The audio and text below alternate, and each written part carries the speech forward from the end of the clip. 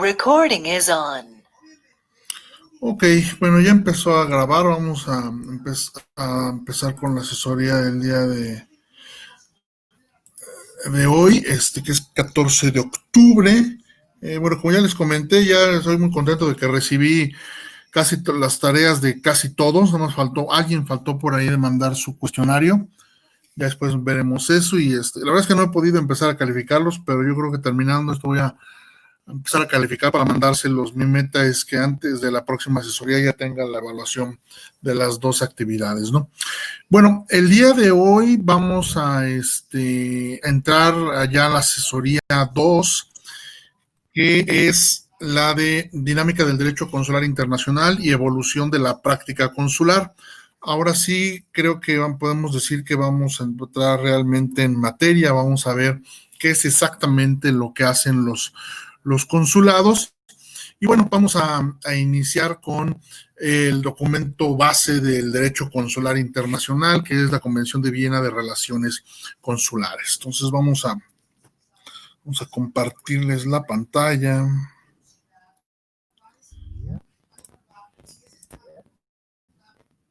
No. A ver, pueden ver la presentación, ¿verdad? Sí, sí se ve. ¿La ven sí, bien? profe. Ok. Gracias. Vamos a hacerla. Yo lo voy a hacer un poco. Me sacan pero no sé. Bueno, mejor. Ok. No, vamos a hacerlo así en pantalla completa. Bueno, esa es la carátula de la presentación. Los antecedentes históricos, ¿no? Bueno, no sé si recuerdan, en la última parte del tema de la historia de la institución consular, vimos que en 1949 se empezó a analizar la posibilidad de incluir las relaciones e inmunidades consulares en la codificación del derecho internacional. En 1955 nombraron a un relator especial, un jurista checoslovaco, Jaroslav Zurek, para que comenzara a analizar la cuestión y preparara un conjunto de disposiciones provisionales. Luego se llevó a cabo una conferencia de Naciones Unidas sobre relaciones consulares en Viena, Austria, de marzo a abril del año 63. El 24 de abril la conferencia aprobó y abrió a firma la Convención sobre Relaciones Consulares y dos protocolos facultativos, que son documentos anexos muy pequeños, anexos a la convención, ¿no? Después de reunir el número de ratificaciones previstas, la convención y los protocolos entraron en vigor el 19 de marzo de 1967. Vamos a ver la estructura de la Convención de Viena. Tiene un preámbulo, que ahorita veremos. El primer artículo está dedicado a las definiciones. Luego tiene 5 secciones principales. La primera de las relaciones consulares en general. La segunda sobre facilidades, privilegios e inmunidades relativos a las oficinas consulares, funcionarios consulares y otros miembros de la oficina consular. El régimen aplicable a los funcionarios consulares honorarios y las oficinas dirigidas por los mismos. Y luego, bueno, disposiciones generales y disposiciones finales. Los dos protocolos, que son realmente breves, si no nos alcanzamos a ver, los explico de forma muy rápida. Al final son el primero sobre adquisición de la nacionalidad, de 8 artículos, otro sobre solución de controversias relacionadas con la misma convención, que son 10 artículos. Vamos a ir viendo, ahorita lo que vamos a hacer es todo el texto de la convención. No vamos a leerlo todo, no vamos a verlo todo, pero lo que aparece aquí es el texto íntegro de la convención. Nada más que yo le destaqué algunas cosas, ¿no? Bueno, primero el preámbulo, ¿no? Que es una parte importante, es la justificación, todo lo que se tiene en cuenta para la elaboración de esta convención, ¿no? Aquí destaco 4 cosas. 1, teniendo presente que han existido relaciones consulares entre los pueblos desde hace siglos, ¿no? O sea, no es algo nuevo, es algo que tiene siglos, viene desde la antigüedad. Aquí no le pusieron una fecha, pero esto hace ver que es una materia muy antigua. Luego, bueno, pues hacen referencia a la Convención de Viena sobre relaciones e inmunidades diplomáticas, que se había abierto a firma unos años antes, un par de años antes, en abril del 61. Luego señalan que la finalidad de los privilegios e inmunidades no es beneficiar a particulares, sino garantizar a las oficinas consulares el eficaz desempeño de sus funciones.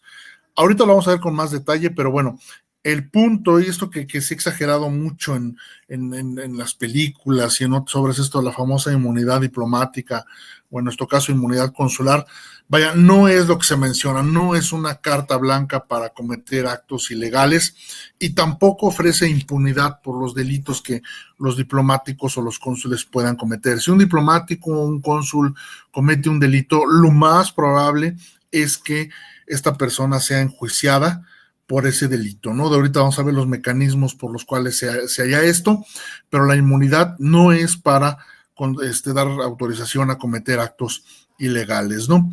Y bueno, finalmente un reconocimiento de que el derecho internacional consuetudinario, es decir, la costumbre, la práctica, continuará rigiendo las materias que no hayan sido expresamente reguladas en la convención, ¿no? Primero, bueno, definiciones. La oficina consular, todo consulado general, viceconsulado o agencia consular. Para el caso de México, después lo vamos a ver en la siguiente clase que veamos la ley del servicio exterior en relacionado con las cuestiones consulares. México solamente tiene consulados generales, consulados de carrera o consulados a secas y ya. Tenemos una categoría extra de oficinas de enlace, pero estas, más que una categoría consular, son una cosa aparte. No, son más bien como embajadas donde no deberíamos, no podemos tener embajadas, ¿no? Por ejemplo, en Palestina, que es un estado que no reconocemos como tal, pero con el cual tenemos varias relaciones con el pueblo palestino y demás, se tiene una oficina de enlace, que no es ni una embajada, o es una embajada que no se llama, que en realidad no evita tener ese título para evitar problemas políticos, ¿no? También tenemos otra de enlace en Estrasburgo, para el enlace con el Parlamento Europeo, que esa sí no tiene funciones consulares, la de Palestina sí, y la otra que tenemos está en Taiwán, en esta isla autónoma que en teoría pertenece a China, pero que se gobierna de forma totalmente independiente. Ahí también tenemos una oficina de enlace que en la práctica es una embajada, pero no se llama embajada, ¿no? Entonces México no tiene viceconsulados ni agencias consulares, ¿no? Ahorita vamos a ver el sistema que establece la convención, pero no, en México no hacemos consulados generales, consulados de carrera o consulados a secas. Luego, circunscripción consular, esto es muy importante, es el territorio atribuido a una oficina consular para el ejercicio de las funciones consulares. No hay jurisdicción consular, es circunscripción consular. Así se llama el territorio asignado a cualquier oficina consular. Luego, viene jefe de la oficina consular, bueno, la persona encargada de desempeñar tal función, que es generalmente el cónsul general o el cónsul, a secas. Luego, funcionario consular, toda persona encargada con ese carácter del ejercicio de funciones consulares. Para el caso de México, los funcionarios consulares son todos los diplomáticos de carrera, los miembros del servicio exterior que están trabajando en los consulados. Las personas que van desde México enviadas en ese carácter por la Secretaría de Relaciones Exteriores. Luego, empleado consular, toda persona empleada en el servicio administrativo o técnico de una oficina consular. La convención no lo establece así, de esta manera, pero los consulados y embajadas tienen personal diplomático, es decir, diplomáticos de carrera enviados desde México, pero también tienen personal de apoyo que es local generalmente, aunque no siempre. Por ejemplo, en Estados Unidos, mucho del personal local que tienen nuestros consulados son mexicanos, pero son mexicanos que no tienen un estatus diplomático ni consular. Simplemente son empleados del consulado. Luego, la convención menciona a miembro del personal de servicio. Toda persona empleada en el servicio doméstico de una oficina consular. ¿A qué se refiere con esto?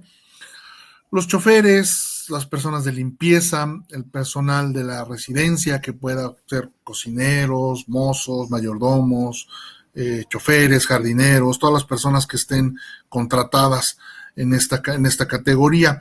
En el caso de México no hay una distinción. Todo el personal local, obviamente hay diferentes tipos de plazas, pero todo el personal local incluye tanto a lo que la convención llama empleados consulares como miembros del personal de servicio. Es decir, en nuestra práctica no hay esta diferencia, ¿no?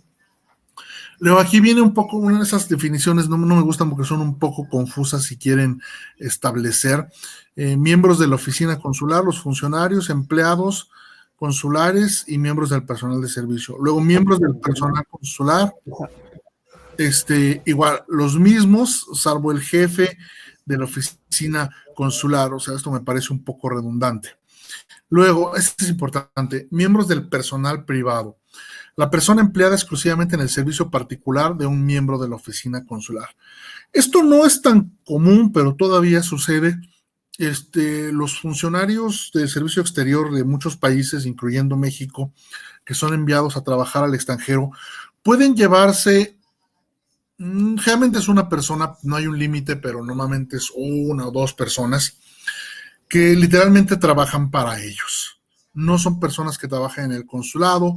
Puede ser, por ejemplo, hay muchos embajadores o cónsules, no muchos, pero algunos, que se llevan un cocinero. Hay otras personas que, por ejemplo, para si tienen hijos pequeños, prefieren llevarse una persona que les ayude a cuidarlos desde México, una nana, para que trabaje para ellos. Entonces, esto es a lo que se refiere el personal privado. Aquellas personas que trabajan exclusivamente en la atención personal de alguno de los funcionarios consulares. Luego, locales consulares. Los edificios o partes de los edificios y el terreno contiguo que cualquiera que sea su propietario se utilicen exclusivamente para las finalidades de la oficina consular. ¿Por qué hace diferencia edificios o partes de los edificios? Muchos consulados no tienen un edificio, una construcción independiente. Por ejemplo, el consulado al que yo trabajé en Guangzhou era parte de un piso en una torre de oficinas. Entonces, esta parte, parte del piso que teníamos allá era el local consular. Y el terreno contiguo, ¿esto a qué se refiere? Patios, jardines, esas también son, aunque no son edificios, están considerados como el local del consulado, entonces también forman parte de toda y quedan protegidos por lo previsto en la convención. Luego, archivos consulares, todos los papeles, documentos, correspondencia, libros, películas, cintas magnetofónicas y registros de la oficina consular, así como claves, cifras. La cifra realmente es el sistema que se utiliza para mandar comunicaciones cifradas, protegidas, confidenciales, en las que se utiliza poco, pero se llega a utilizar. Ficheros y muebles destinados a protegerlos y conservarlos. Aquí obviamente faltó incluir a todos los, se hizo antes de que fuera común que los archivos electrónicos y digitales de cómputo fueran utilizados, pero obviamente también están incluidos. Luego aquí entramos, hace una distinción. Los funcionarios consulares son de dos clases, los de carrera y los honorarios. Ahorita vamos a ver cuáles son. Y hay una parte de la convención que se dedica a los cónsules honorarios, ¿no? Ok, vamos a esta parte. Establecimiento de relaciones consulares. Esto es muy importante.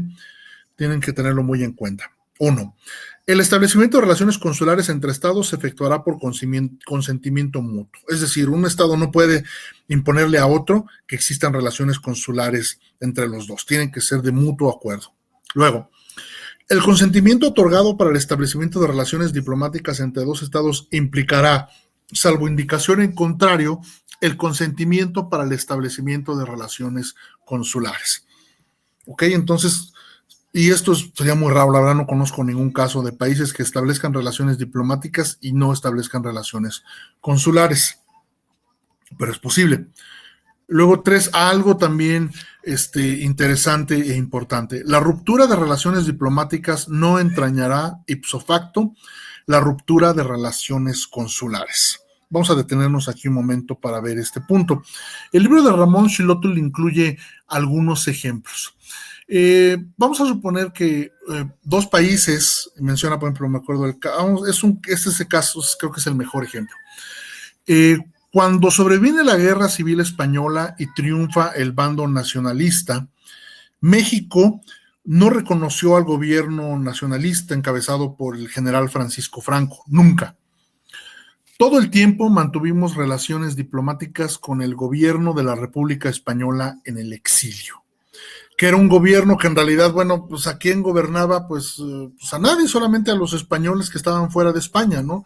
esta figura de un gobierno en el exilio no es,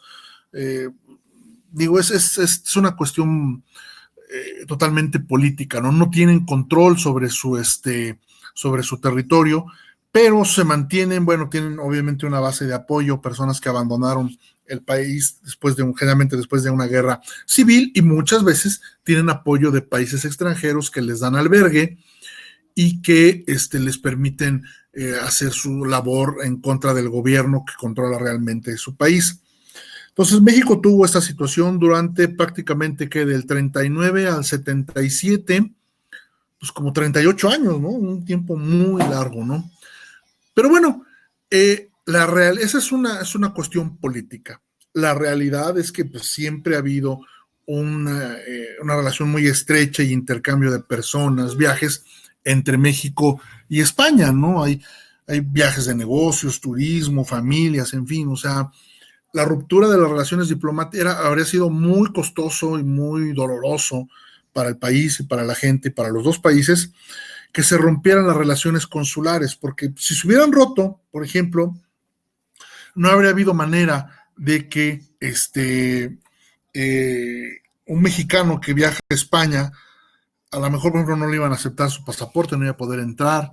Por otro lado, si perdía este pasaporte, no iba a poder solicitar una reposición allá, o si fallecía, no se iba a poder expedir un acta de defunción.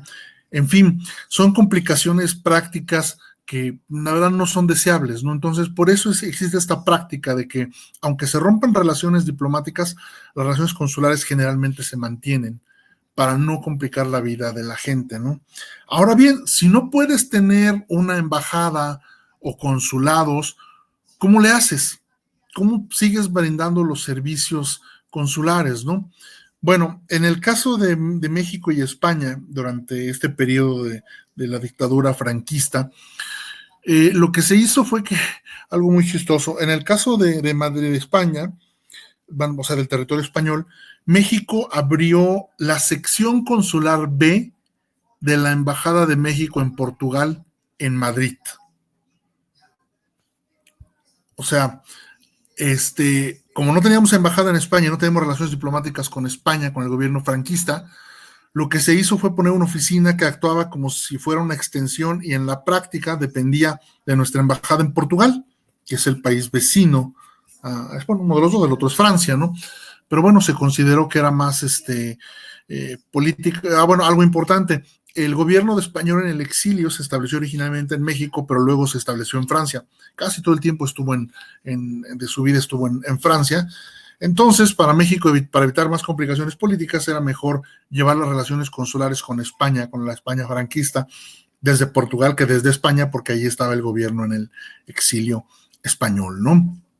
¿Sí me escuchan? ¿Sí están hasta el momento todo claro? Sí. Ok.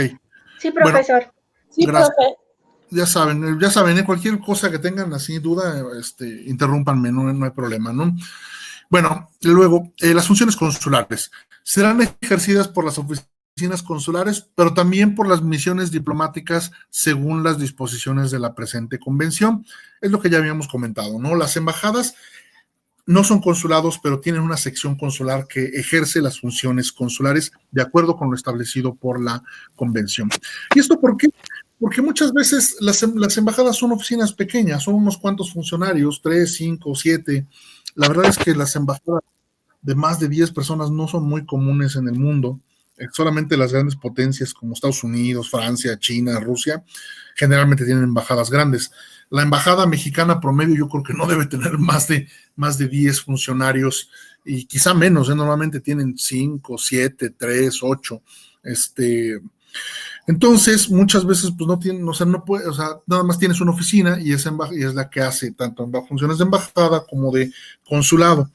De los consulados, después va a haber otra clase en la que veremos la red consular de México en el mundo, pero fuera de Estados Unidos, la verdad, tenemos, ¿cuántos consulados? A ver, en América Central 2, en Sudamérica otros 2, en Europa tenemos 3, 2, 4, 5, 6, 7, en Asia tenemos otros 3. O sea, fuera de Estados Unidos los consulados mexicanos no llegan ni a 20. Todo el demás, el resto del trabajo consular de México en el mundo lo hacen embajadas, fuera de Estados Unidos. En Estados Unidos sí es otra cosa, ¿no? Bueno, establecimiento de una oficina consular. Igual, o sea, al mismo tiempo, las relaciones consulares se establecen por mutuo acuerdo y las oficinas también. O sea, para establecer, si ahorita, por ejemplo, Estados Unidos dice, oye, a México, quiero establecer un consulado general en Veracruz, necesitan autorización de México. Igual, si México dice, oye, quiero abrir un nuevo consulado de México en Hawái, y eso es un proyecto que ha estado así que en el pipeline durante muchos años, pero es muy costoso, porque pues, no hay mexicanos en Hawái, y hay muchos, y lo que se hace es que la gente del consulado en San Francisco es la que va cada cierto tiempo a Hawái a hacer un consulado móvil. Ya después veremos cómo son los consulados móviles.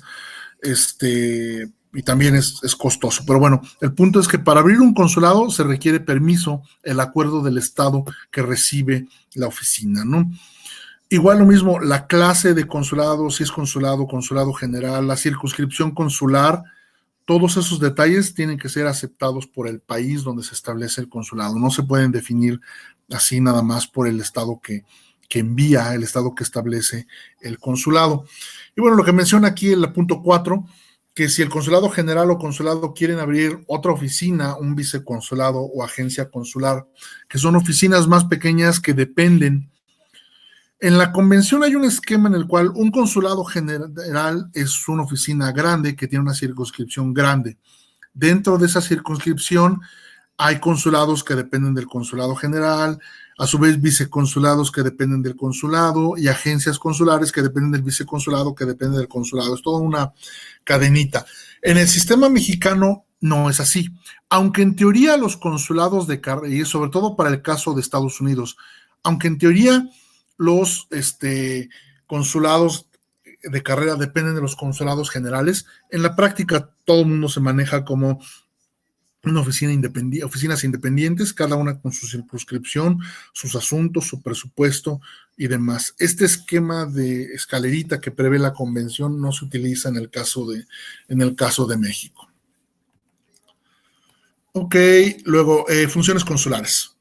Esto es también muy importante y aquí con esto creo que les quedará muy claro qué es lo que hacen los consulados. 1. Proteger en el estado receptor los intereses del estado que envía y de sus nacionales, sean personas naturales o jurídicas, dentro de los límites permitidos por el derecho internacional. Ok, primero que nada, se defienden los intereses, se protegen los intereses del estado, del país y de sus nacionales, tanto las personas naturales como las jurídicas, o como diríamos en México, de las personas físicas, de los individuos, o jurídicas, que podrían ser empresas, organizaciones civiles, sindicatos, en fin, generalmente empresas son las personas jurídicas más comunes, ¿no? Luego, fomentar el desarrollo de las relaciones comerciales, económicas, culturales y científicas entre el estado que envía y el estado receptor, ¿no? Y promover las relaciones amistosas entre los mismos. Luego, informarse por todos los medios lícitos de las condiciones y la evolución de la vida comercial, económica, cultural y científica del estado receptor. Informar al respecto al gobierno del estado que envía y proporcionar datos a las personas interesadas. Esta función es muy importante, ¿no? Los consulados, igual que y esta es igual una función que estas tres las comparten con las embajadas. Es importante estar informado de lo que pasa en la circunscripción consular y lo que pensemos que sea útil para México, para alguna empresa, persona, debe informarse a México. Esto es ahora sí que de ley. Extender pasaportes y documentos de viaje a los nacionales del estado que envía y visados o documentos adecuados a las personas que deseen viajar a dicho estado. Ok, la parte de documentación, digamos, para viajes. Luego, prestar asistencia y ayuda a los nacionales del estado que envía. El estado que envía siempre es el estado del consulado, México en nuestro caso, sean personas naturales o jurídicas.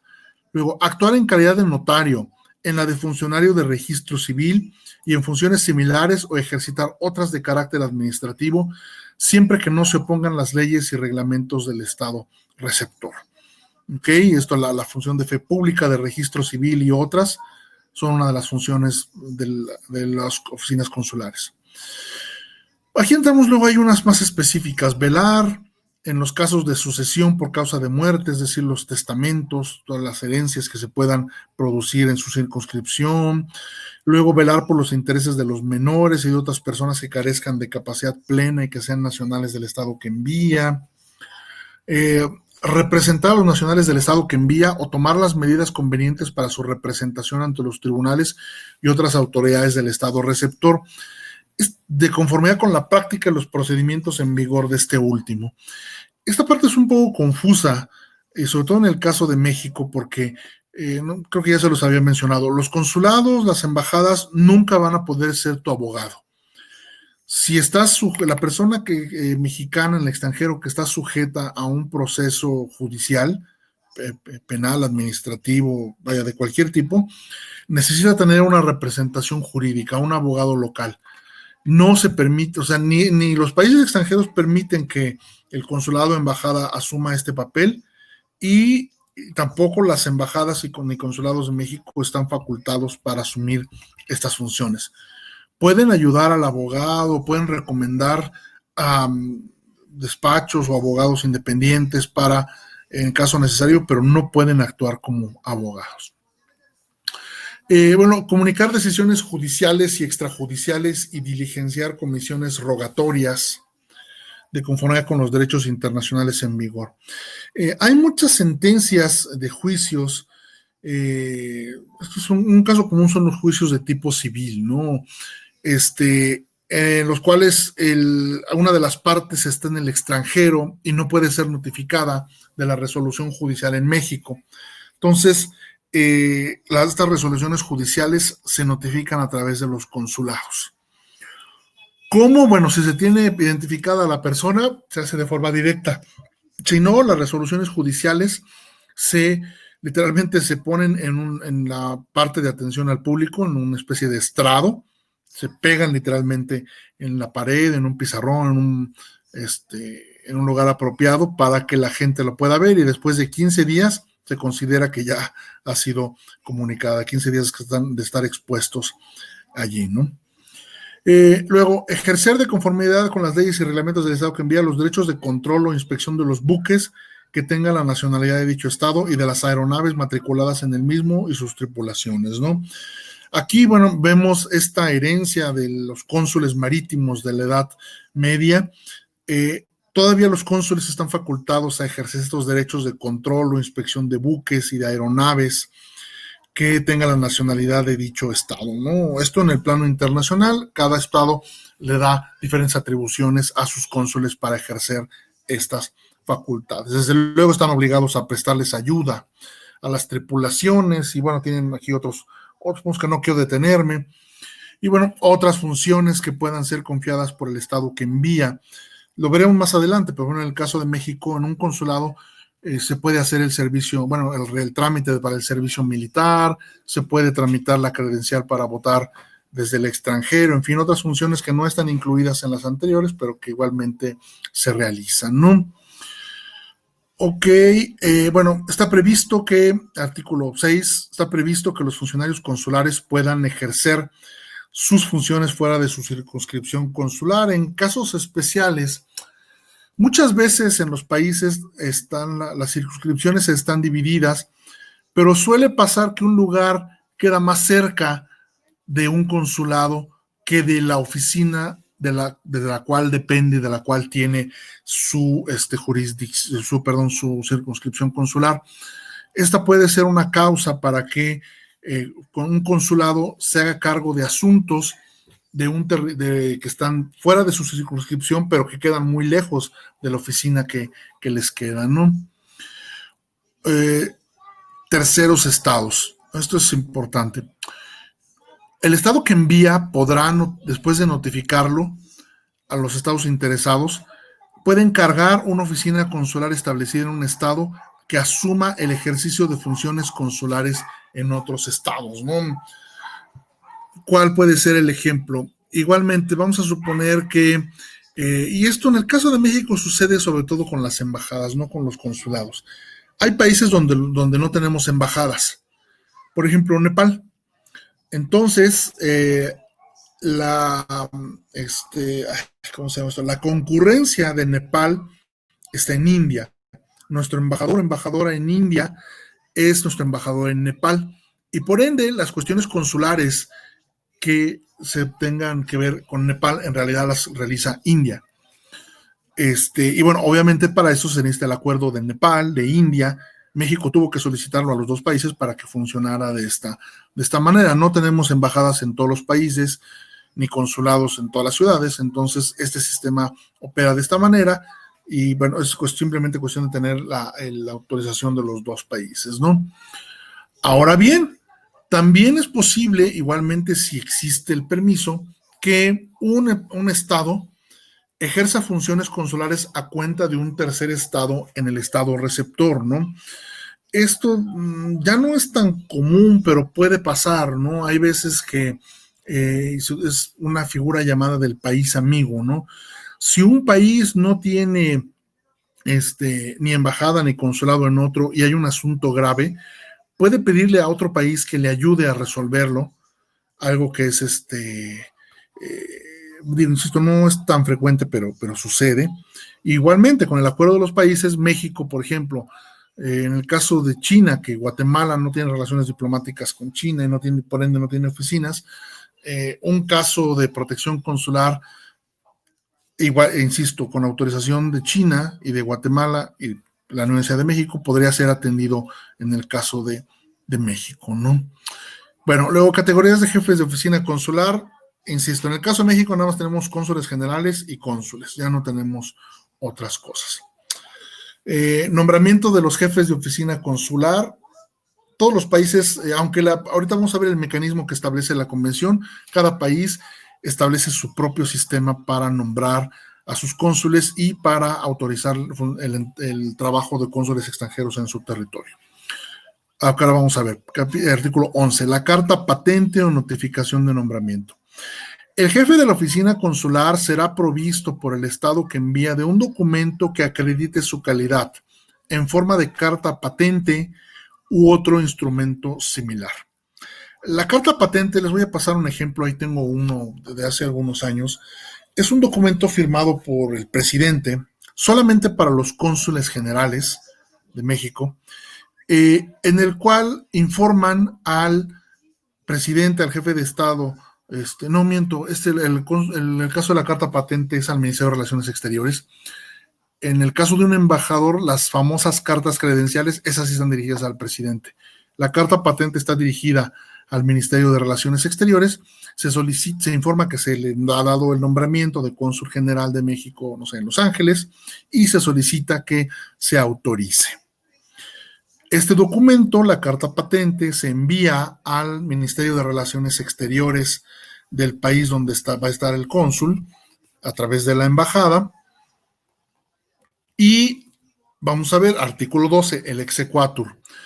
El jefe de la oficina consular será admitido al ejercicio de sus funciones por una autorización del estado receptor llamada exequatur, cualquiera que sea la forma de esa autorización. Es decir, aunque yo creo que en casi todos los países así se llama, puede llamarse de otra manera, ¿no? Entonces, el país le da al candidato a cónsul general una carta patente, su nombramiento. Esa carta patente es sometida a consideración del país que lo va a recibir y ese país, cuando lo acepta, le emite el exequatur, que es la autorización para que ejerza sus funciones de cónsul general. Ahora bien, es posible que se niegue el exequatur, que para el ejemplo en el caso de los embajadores, esto se llama el beneplácito, pero es un sistema distinto. En el caso de los embajadores, antes de que se emita la carta, las cartas credenciales, que en realidad no sé por qué se dice en plural, pero es una sola carta, la carta credencial, se consulta al país, oigan, tenemos la intención de mandar a tal persona como embajador y solicitamos el beneplácito mediante una nota diplomática. El país responde diciendo que se otorga. Entonces sí, ya se expide la carta credencial del embajador. Cuando llega, le da una copia a algún alto funcionario de Relaciones Exteriores. En nuestro caso, por ejemplo, antes era en muchos casos era un subsecretario. En México, desde hace tiempo, la práctica es que el que recibe la copia de las cartas credenciales es el director general de de protocolo. Y luego el embajador finalmente da la carta credencial original al jefe de Estado, en nuestro caso al presidente de la República. En el caso de los cónsules es un esquema más sencillo. Se da la carta patente, se envía al país, el país la acepta y emite el exequatur. Una vez que el cónsul recibe el exequatur, ya puede asumir sus funciones, ¿no? Ahora bien, hay aquí en la provisión, el artículo 13, es la admisión provisional. ¿Qué pasó? A ver, espérame tantito, hijo. Un momento, por favor, muchachos. Un instante, espérame. Ven, hijo.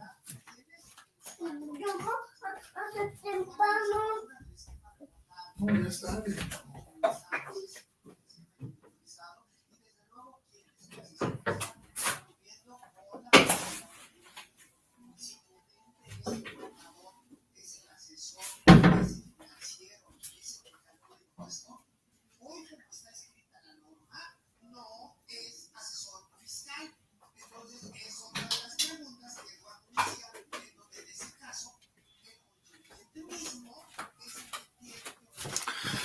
Ok, vamos a continuar. La admisión provisional. Hasta que se le concede el exequatur, el jefe de la oficina consular podrá ser admitido provisionalmente al ejercicio de sus funciones y le serán aplicables las disposiciones de la convención. Es decir, hay veces que puede hacer el trámite del exequatur, puede tomar mucho tiempo, puede ser urgente que el cónsul empiece a ejercer sus funciones, entonces, previo acuerdo entre los países, se le puede admitir provisionalmente para que empiece a trabajar, aunque desde luego no se considera nombrado hasta que se le da el exequatur, ¿no?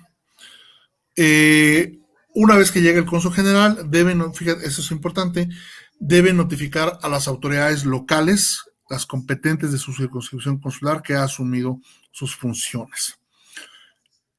Luego, el ejercicio temporal de las funciones de jefe de la oficina consular. Si queda vacante el puesto de jefe de la oficina consular o el jefe no puede ejercer sus funciones, no puede porque está enfermo, porque salió de viaje, porque tomó vacaciones, habrá un jefe interino que para efectos prácticos, esto lo menciona aquí el párrafo 3 del artículo 15, se le aplican las mismas condiciones como si fuera el jefe de la oficina consular, ¿no? La precedencia, esto es importante. Como si tenemos una reunión y hay varios cónsules de diferentes países, ¿cómo sabemos al cual es el que se le da el lugar principal? O en estos casos, por ejemplo, ¿cuál es el que va a hablar en representación de sus demás colegas? La precedencia, eso es decir, el orden, no de importancia, pero sí el orden en el que se clasifica a los diferentes cónsules. La fecha de la concesión del exequatur, es decir, el cónsul que recibió su exequatur antes tiene precedencia sobre los que lo recibieron después. Si hay dos cónsules que tienen la misma fecha de exequatur, se considera cuál es el que presentó su carta patente antes. Los jefes interinos, como me tocó ser a mí, por ejemplo, vamos al final de los jefes de oficina consulares. Primero todos los titulares, luego ya los interinos. Igualmente, entre ellos, su precedencia es la fecha en la que asumieron sus funciones. Ok, artículo 17. En un estado en el que el estado que envía no tenga misión diplomática y en el que no esté representado por un tercer estado, se podrá autorizar a un funcionario consular con el consentimiento del estado receptor y sin que ellos afecte su estado consular a que realice actos diplomáticos. Esto no es muy común, o sea, es muy raro que un país tengas consulado pero no tengas embajada. Pero bueno, puede darse el caso y en esos casos los cónsules pueden ser habilitados para realizar funciones diplomáticas. Y esto aplica también en la siguiente parte. Un funcionario consular podrá, previa notificación al estado receptor, actuar como representante del estado que envía acerca de cualquier organización intergubernamental. Es decir, organizaciones como la ONU, como la OEA, en fin, En casos necesarios, los cónsules pueden ser habilitados para interactuar con estas organizaciones. Luego, algo también, esto tampoco es muy común, pero puede ser, 2 o más estados podrán, con el estado con el consentimiento del estado receptor, designar a la misma persona como funcionario consular de ese estado. Países pequeños, países que tienen una relación muy especial, pueden recurrir a esto, a esta figura. 2 países nombrar a un mismo cónsul ante un país, obviamente si éste está de acuerdo. Bueno, luego vamos a pasar aquí. El número de miembros de la oficina consular. Bueno, como les dije, no estamos viendo todo porque ni nos va a dar tiempo y además no creo que sea necesario. Estamos viendo sobre lo realmente importante. Número de miembros de la oficina consular. El estado receptor podrá, cuando no exista un acuerdo expreso sobre el número de miembros de la oficina consular, exigir que ese número se mantenga dentro de los límites que considere razonables y normales, según las circunstancias y condiciones de la circunscripción consular y las necesidades de la oficina consular de que se trate.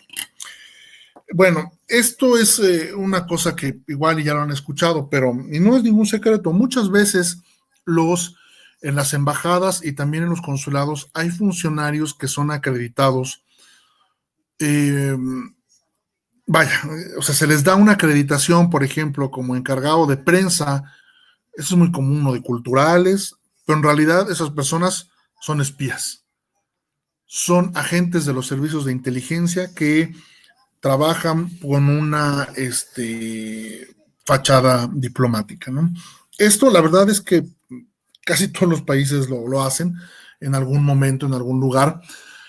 Entonces, la manera de limitar que no tengas un nido de espías en determinada ciudad, entre otras cosas, es limitar el número de miembros de la oficina consular. O sea, si por ejemplo tienes un consulado y en esa ciudad hay, no sé, una comunidad de 100 mexicanos, por el caso de México, pues ¿por qué vas a tener 50 funcionarios ahí?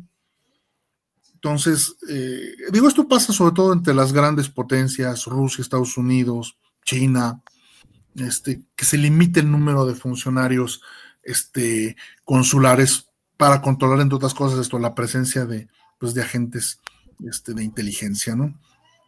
Ok, la nacionalidad. Los funcionarios consulares habrán de tener, en principio, la nacionalidad del estado que envía, es decir, los cónsules mexicanos tendrán que ser mexicanos. Casi siempre puede haber excepciones. Ahora bien, no podrán nombrarse con funcionarios consulares a personas que tengan la nacionalidad del estado receptor, excepto con el consentimiento expreso de ese estado, que podrá retirarlo en cualquier momento. Si, por ejemplo, en el caso de México, para ser miembro del servicio exterior no puedes tener otra nacionalidad. Pero suponiendo que en el caso de un país que se pudiera, vamos a suponer, no sé, estoy inventando, un argentino que al mismo tiempo tiene nacionalidad española o italiana, porque es como muchos argentinos, es nombrado cónsul de Argentina, no sé, en Nápoles, por ejemplo, en Italia. Bueno, tienen las dos nacionalidades, argentino e italiano. Italia probablemente podrá aceptar el nombramiento, pero con las condiciones de que podrá retirarlo en cualquier momento, ¿no? Es decir, aceptar a un nacional tuyo como cónsul de un país extranjero. Es posible, no es tan común, y el punto es que pues puedes dejar de reconocerlo como cónsul en cualquier momento, ¿no? Y puedes negarte, ¿no? Puedes decir, si no es nacional mexicano, no acepto cónsules de México, ¿no? Eso también es muy común. Luego, esto es muy importante, persona declarada non grata. Esto es muy famoso. Normalmente se le aplica a los diplomáticos, pero también a los cónsules, y ahorita les voy a dar un ejemplo.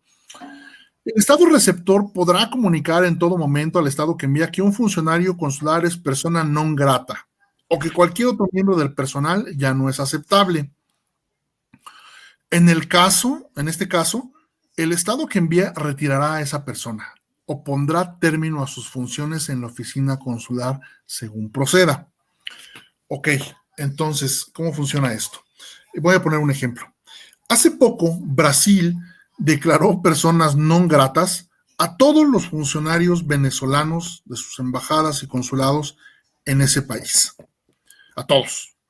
¿Por qué? Porque no tienen relaciones diplomáticas con el gobierno de Nicolás Maduro, pero sí mantienen las relaciones consulares, como ya lo habíamos analizado, bueno, lo ya habíamos visto antes. Pero para aumentar, es un movimiento político, diplomático, para aumentar la presión, declara a todos persona non grata. Ahora bien, por otro lado, el punto es que no, por la pandemia, no hay manera de que esas personas regresen a Venezuela, porque las fronteras están cerradas.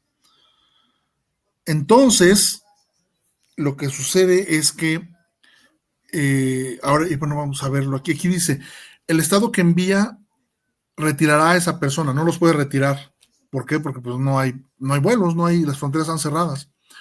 O pondrá término a sus funciones en la oficina consular. ¿Eso qué significa? Que al no poder salir del país, al ser declarados non gratos, pueden quedarse, pero automáticamente dejan de ser considerados personal consular o diplomático.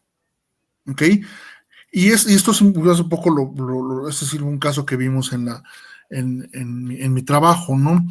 Pensábamos que al momento que te declaran non grato tienes que salir del país. No, no necesariamente. Lo que significa es que o sales del país o ya dejas de ser considerado personal de la embajada o consulado. Ahora bien, ¿qué pasa si la persona declarada non grata no cumple con esto, no sale del país o no deja de trabajar?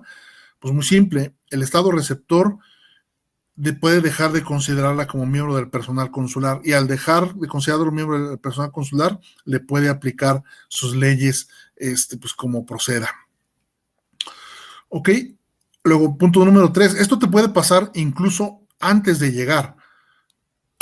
Antes de llegar al país, antes de tomar posesión de tu puesto, te pueden declarar non grato o que ya no eres aceptable, y pues ya quedas, no puedes asumir tus funciones, ¿no? Aunque ya se haya tramitado tu nombramiento. Ahora bien, ¿cuál es la diferencia entre ser non grato o no ser aceptable? Bueno, no ser aceptable simplemente es no puedes entrar. No puedes entrar. Punto. O tienes que salir. Non grato es un grado más allá. Non grato es, eres una persona contra la cual tengo algo en particular y por ende no te acepto como interlocutor, como funcionario de tu país. ¿Ok? ¿Sí se entiende un poco la diferencia? Bueno. Sí, un poco. Sí. O sea, es una cuestión de grado, ¿no? En la práctica ambas significan lo mismo, ¿no? Que ya no puedes ser funcionario y que no puedes estar en el territorio. Pero non grato es así como que de plano ya caíste. O sea, non grato es que no tienes mi gracia, no te veo bien. Es algo ya directamente contra esa persona. ¿Le pueden aplicar algo penal, profesor? Después sí, porque al momento de que son declarados non gratos, y si no, y depende de que hayan hecho, ¿no? O sea, por una cuestión política no. Pero vamos a suponer un caso que una persona, un diplomático, un cónsul, que comete un asesinato y el país no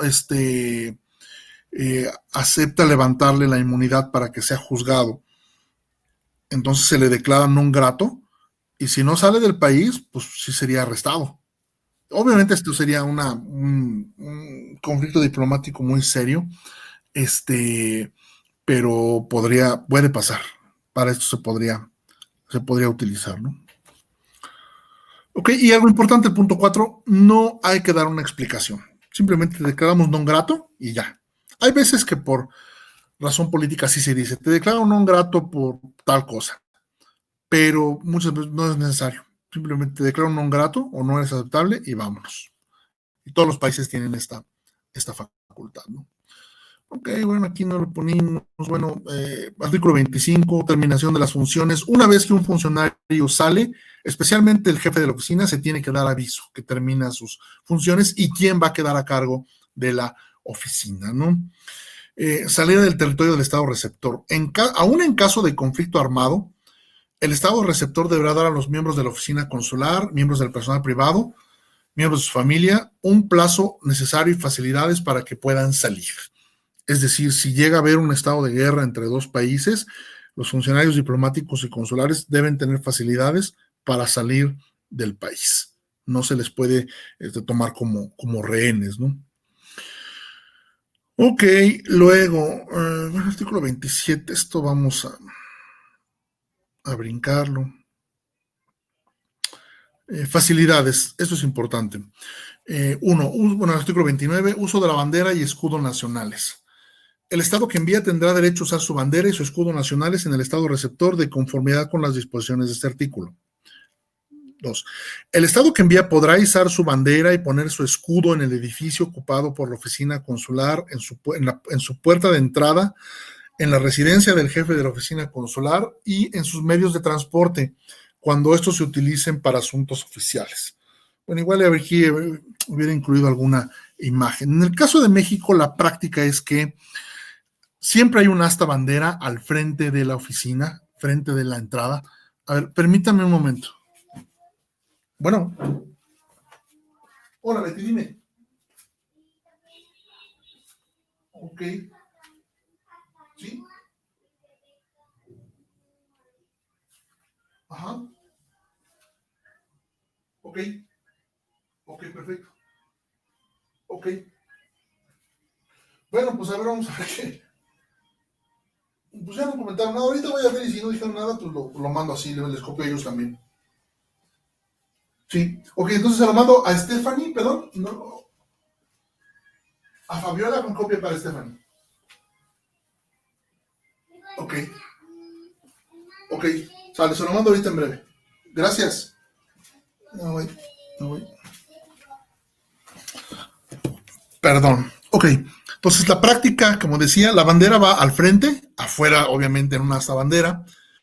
En la puerta, en la entrada de la embajada o consulado va el escudo nacional. Bueno, voy a modificar esto para poner una foto para cuando lo suba a la plataforma. Y luego en la residencia del jefe de la oficina consular también se pone el escudo. Normalmente los cónsules generales tienen una bandera, pero no la tienen fuera, la tienen dentro de su casa, una bandera de piso, o sea, de esas que se ponen literalmente en el piso.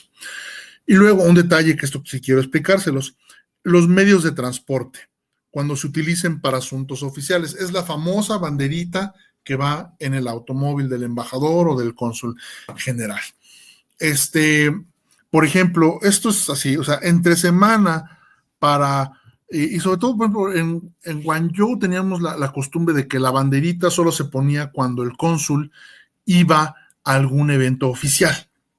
Es decir, para ir de su casa a la oficina o algún evento privado, no se le pone la bandera.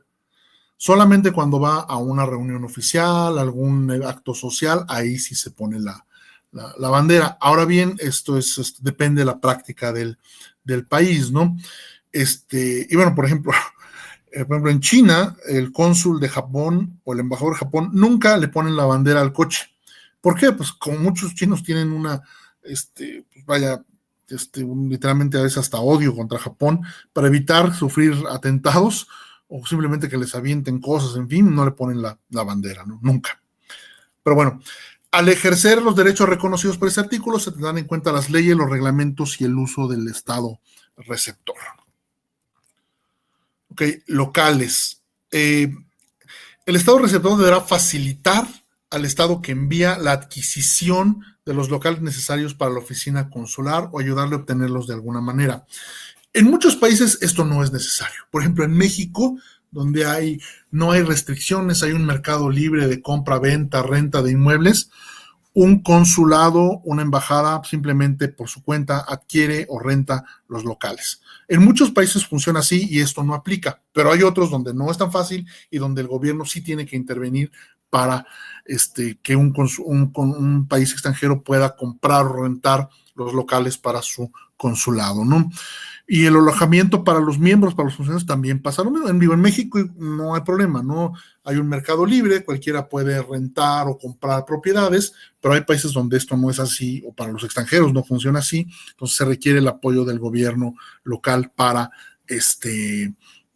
conseguirles alojamiento, ¿no? Hay países que incluso manejan el concepto, la figura de los complejos diplomáticos, es decir, zonas donde está restringido. En China todavía hay, ya hay un mercado libre, pero todavía hay complejos diplomáticos que son edificios de departamentos, incluso pequeñas unidades habitacionales donde se rentan solamente a diplomáticos, ¿no?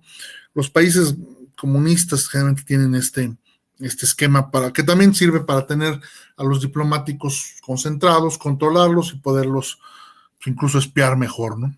Bueno, la inviolabilidad de los locales consulares. Las autoridades del Estado receptor no podrán penetrar en la parte de los locales consulares que se utilice exclusivamente para el trabajo de la oficina consular, salvo con el consentimiento del jefe de la oficina consular o de una persona que él designe o del jefe de la misión diplomática que el Estado que envía. Sin embargo, el consentimiento del jefe de oficina consular se presumirá en caso de incendio o de otra calamidad que requiera la adopción inmediata de medidas de protección. En la práctica, difícilmente algún país se va a permitir que la policía, los bomberos o cualquier otra autoridad entre sin permiso a locales diplomáticos o consulares. Pero generalmente, si hay caso, por ejemplo, de un incendio, de una inundación o de algo, una situación grave, extrema, los bomberos, eso sí, no se van a esperar a tener la autorización del cónsul para intervenir. Van a hacer todo lo posible por informar y por tratar, pero si es necesario, van a meterse para apagar el fuego o para atender la emergencia, y es una práctica común, ¿no?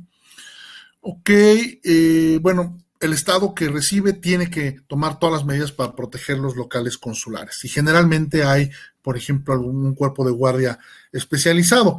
En el caso de la Ciudad de México, hay un grupo especial de la policía de la ciudad, el agrupamiento de embajadas, que da protección a embajadas y consulados extranjeros, ¿no? Y muchos países tienen así una guardia, que puede ser parte de su policía o de su guardia civil, en fin, de diferentes corporaciones de seguridad. Luego, algo importante, ¿no? Los locales consulares, los bienes del sector no podrán ser objeto de ninguna requisa. Es decir, hay momentos, sobre todo en casos extremos de defensa nacional o de desastres, que los gobiernos decretan la requisa, es decir, la utilización temporal de bienes para enfrentar una emergencia. Esto no puede aplicar a los locales consulares, ¿no? No pueden ser ocupados de ninguna forma, ¿no? Exención fiscal. Los locales consulares y la residencia no pueden ser objeto de impuestos o gravámenes especiales.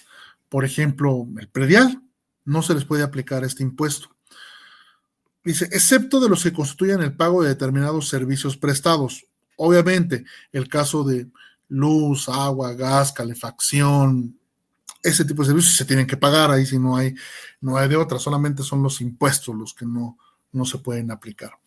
Artículo 33, inviolabilidad de los archivos y documentos consulares, también son inviolables, no se pueden abrir, no se pueden revisar por parte de las autoridades locales.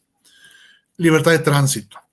Esto es relativo. Todos los países tienen zonas en las cuales incluso sus mismos nacionales no pueden pasar. Se pueden, por cuestiones de seguridad nacional, instalaciones militares, estratégicas, en fin, y los cónsules también son sujetos a esto. Ahora bien, en condiciones normales no debería pasar. Un cónsul debería poderse mover libremente por cualquier parte de su circunscripción, ¿no? Artículo 35, libertad de comunicación. Las comunicaciones de las oficinas consulares deben ser libres, todas. Radio, teléfono, internet. Bueno, obviamente esa es la teoría. En la práctica sabemos que puede ser el caso de que las comunicaciones son intervenidas, lo cual está mal, está en contra de la convención, pero desgraciadamente sucede. La correspondencia igual es inviolable.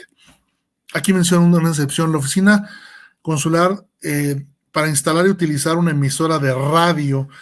Esto ya no es tan frecuente, ¿no? Pero hace unas décadas que la comunicación esté más fácil. Por ejemplo, en el caso de si estás en la frontera cerca de México, pues es más fácil comunicarte por radio que quizá por teléfono. Pero bueno, esto, pues ahí sí necesitas una autorización del país que recibe, ¿no? La valija. Bueno, vamos por partes. En el caso de México, todas las representaciones tienen una valija, que es una bolsa de cuero grande, como de que será 1 metro por 1 metro, más o menos, como de 1,20 por 1 metro, ¿no? Es como rectangular. Esas son las valijas que se envían, depende de cada oficina tiene una diferente frecuencia. En el caso, por ejemplo, del consulado donde yo trabajé era una vez al mes, hay otras que es cada 15 días o cada semana, dependiendo de lo que se necesite enviar. Se le pone un sello especial que señala que es una valija consular y es inviolable. Ahora bien, el punto 3. Si las autoridades competentes tuviesen razones fundadas para creer que en la valija contiene algo que no sea la correspondencia, documentos o objetos, podrá pedir que sea abierta en su presencia por un representante autorizado del estado que envía. Si las autoridades del estado que envía rechazasen la petición, la valija será devuelta a su lugar de origen. Bueno, en algunos, tampoco es tan común, pero puede pasar. En algunas representaciones, en casos muy dados, pueden utilizar la valija para enviar armas, drogas, joyas, dinero en efectivo, en fin, hay países que, no sé, por ejemplo, Corea del Norte, que está sujeta a un régimen de sanciones durísimas, muchas veces utiliza su valija diplomática para enviar este tipo de artículos. Si la autoridad aduanera sospecha que hay algo raro, pueden pedir que se abra. Y si se niegan a abrirla, no la pueden abrir a fuerzas, pero lo que hacen es que simplemente no sale del país.